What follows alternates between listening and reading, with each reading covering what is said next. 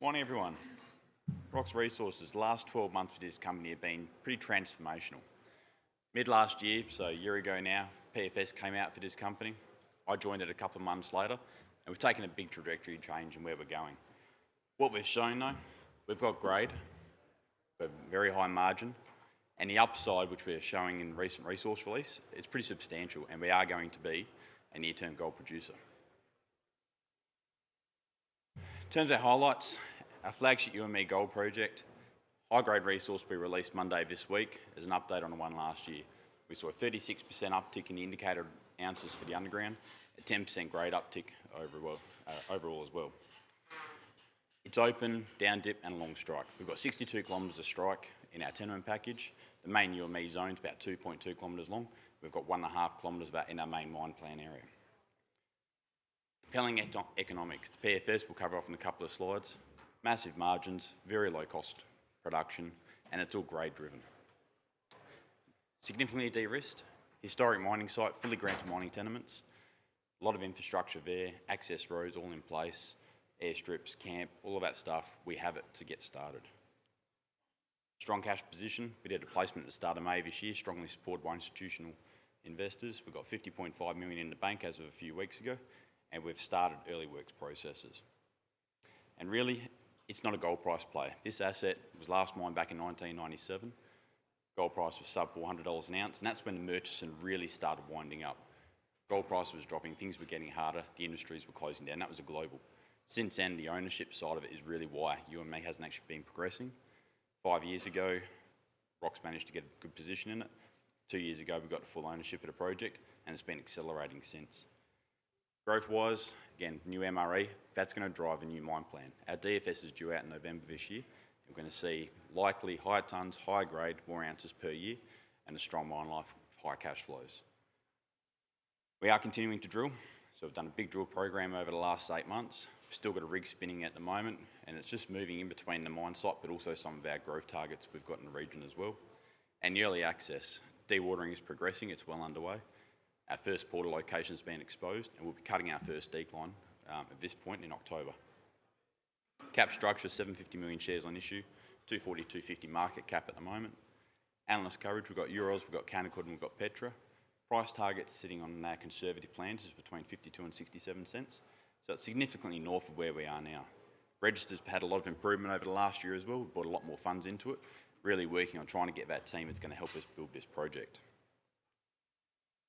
So in terms of UME, our flagship operation, Central Western Australia and the Yilgarn Craton, historical production 670,000 ounces at 5.4 grams a tonne. About 2/3 of that came from the underground at over 10 grams a tonne, so it's a very rich mining zone. Ramelius's Penny West mine sits right in the middle of our tenement package, about 20 kilometres to the south of UME itself. The PFS highlights. So we came out of our maiden reserves last year, 550,000 ounces at 4.4 grams a tonne. That was on the back of a mine plan of 850,000 ounces at 4.5. So we've worked on closing that gap with our new MRE. The MRE, which came out Monday, total ounces, 12.1 million tonnes, 2.2 million ounces at 5.6 grams a tonne. So it is the highest grade undeveloped asset of scale on the ASX in the junior space.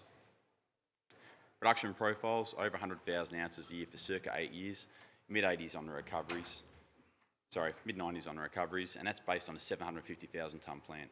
Again, the uptick we've seen in this resource we've just put out, it's really pointing to the fact we should be able to increase this. We know we've got another 36% in the indicated category, so that's going to get to reserves and should drive a much higher output. Cost margins, sub 1,700 an ounce PFS, which was done mid last year, and that was tendered by mining contractors, and a tier 3 quote on the mill, so it's a plus or minus 15% mill build cost. Pre-production capital estimated at 245 million with a small contingency sitting there. And we're expecting a little bit more than that, but not massive. NPV, rate of returns, you put today's gold prices and you're looking at somewhere around 2.5 billion in cash flows, 1.5 billion NPV and a 1.1 year payback. So the project's very fundable and it's very compelling economics on that front. So in terms of new resource, again, the big focus for us here, we really went back to what is this operation going to be? It's an underground operation. We've built a team of people, and my background is I'm an underground miner. High grade, high ounces of vertical metre, looking at 4,500, 5,000 ounces of vertical metre in the top 300 metres of the ore body, and still sitting up in that 2,000 plus ounces of vertical metre at depth, and it's only limited by drilling. All those yellow areas are areas which we can see growth still coming in this ore body. So the potential is still huge. Indicated 1.5 million ounces at 6.4 grams a tonne. It's pretty exciting underground for us over quite a short strike length. How do we go about getting this new resource update? First part, late last year, we did an infill drill program. Those results aren't shown, but it was literally putting a hole in every stope from our reserve that didn't have any data, try to get that conversion up. We had some great results and we started to understand some of the high-grade plunging shoots. After that, we did a 35,000 metre drill campaign, which is the key results showing on the screen now. The yellow ones are the ones which are over 10 gram metres. Again, very, very large numbers. Good intercepts all through there, plenty of 20s and 30s sitting in the ore body. And we've even had widths up to 20 and 30 metres wide as well, which actually come out to a true width of 10, 15 metres. And they're not really included in our model. That's still the upside we can see going forwards.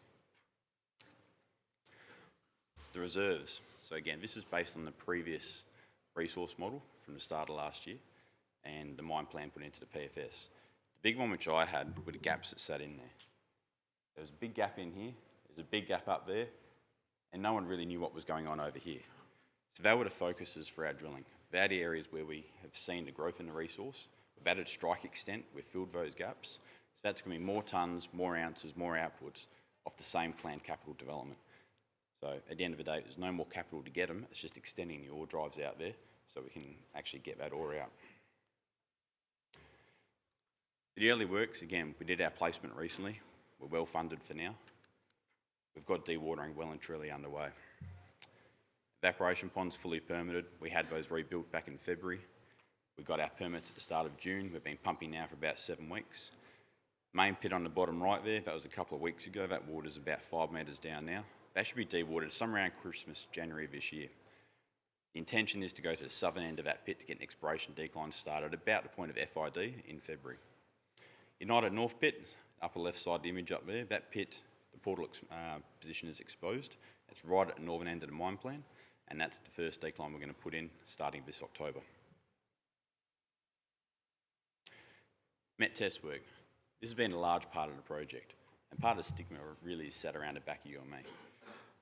It's an ore body where, yes, we do need to have some oxidation, but we can get around about 70 to 75% recovery through pretty traditional processing methods. We've got a great ore body for going through, comminution flotation. All of those results came in line with our PFS, if not better. Pretty typical crushing grinding, very easy float, very clean concentrate we produced out of there, 30% sulphides, and around about 50 grams a tonne, and that had 92% of the gold contained within that as well. That's going to go through a fine grind. It's going to go through an oxidation circuit before it comes back to the leach. Doing that, we're expecting to see in the low to mid-90s, and all going well, those results should be coming out in the next couple of weeks, and that's being watched over by Glencore Technologies. Regionally, again, we've got a 62 kilometre strike down the UME shear zone. Ramelius, again, in the middle of our package, very high grade mine with Penny West. It's about 18, 20 grams a tonne. It's been a massive driver of cash flow for him for the last couple of years. And we've got the ground both sides of that. The shear zone is the main feeding structure. Off that, there's several splays. We know where quite a lot of them are. We've been doing a lot of reconnaissance work lately on the geophysics done over this project over the years, and we're seeing a lot of potential. We're going to put a bit of information out on that in mid-late August, just to give the market an update of what we're seeing, the potential we know of. Again, all these splays off the main shear generally carry gold in some form. Just to the north of Pennies, we've got Currans. We've got some shallow holes there which showed some good grades. We've done some follow-up drilling on that. We're just waiting for the assays to come back there. A few encouraging things, but it's going to need more work to understand it. We've got Penny South as well. We've had a few interesting things we've seen in that way. But even up around UME, between our ore body and the shear zone, we've got about a 700 metre zone which has nearly no drill holes in it. And even as Bright Star mentioned earlier, it's an underexplored area. The whole Murchison, unless there was a mine put on it back in the early 1900s, there's not really many holes which have gone more than 40, 50 metres deep. No one drills down into the bedrock or into the cap rock there. So it's all quite shallow. The potential sitting under it is quite large, and we're seeing a lot of targets from the area mags and the IPs, which we've been doing. The big one for us though, our pathway to production. We put this out in November last year when we did our initial recap of the business. and it's what the company has been holding itself to and the team is working towards to deliver production in early 2027. A resource definition drilling program that was completed ahead of schedule and under budget. We delivered the MRE as planned mid-July, so Monday this week. The mine plan update's underway now, and the reserves are going to come out with a DFS in around mid-November this year. Met-wise, comminution flotation, great results. That was released in April. Albion test work, which is Glencore's fine grind oxidation process. That's well underway. The main testing is done. We're just waiting on the labs to give us the results now. And in the coming weeks, we'll confirm our grind sizes, our SOX requirements, so time we need for oxidation. And that'll give us our final recovery, where everything we've seen so far, it's in line with our PFS, so that low to mid-90s.